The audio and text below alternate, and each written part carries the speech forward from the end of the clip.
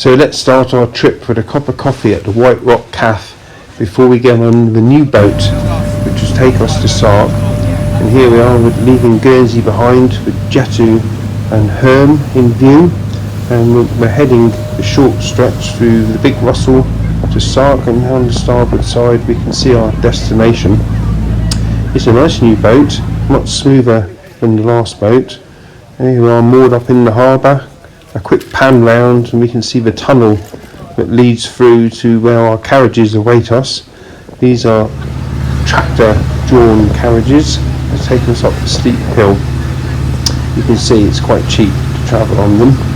And as we round the bend we come across a wedding tractor. There's a wedding taking place. I think the ceremony is down at the harbour, and here's some people dressed up for the wedding, including a dog who's got a little suit on as well. I think we'll be getting a good picture of him. Then we arrive at the top of the hill and we start walking towards the little town and the Crossroads.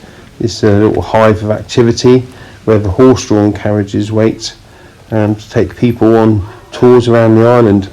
Andy wanted to stop for a quick sugar snack.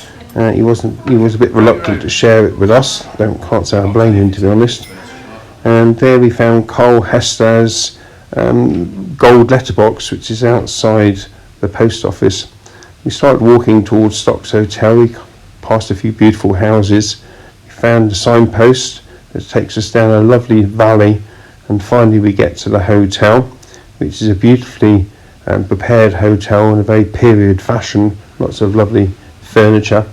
We decided to walk down to Decal Bay after lunch. It's a beautiful wooded area that takes us down a steep descent, and we eventually get down to the beach.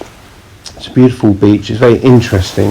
It's got a large tunnel, sort of partial cave that leads you onto the beach. The geology of Sark is really spectacular in many places.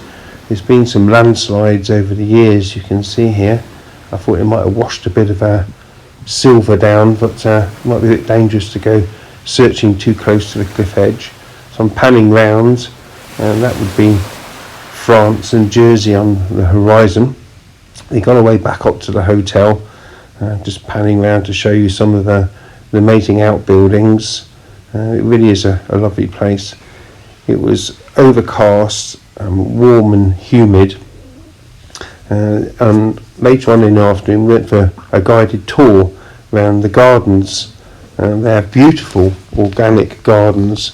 It's based on this permaculture system, and they've got a few greenhouses and they're growing all this lovely organic vegetables and fruit. And it's very interesting to see just how clean and tidy everything was. And here's some more of the surrounding buildings. It's all part of a very large complex. Stunning. Everything's in very nice condition. I mean, just look at these lettuces. They're just so prime, not a slug in sight, and purely organic. Here's some of the interesting methods they use, and here's one of the 5 horses that they own.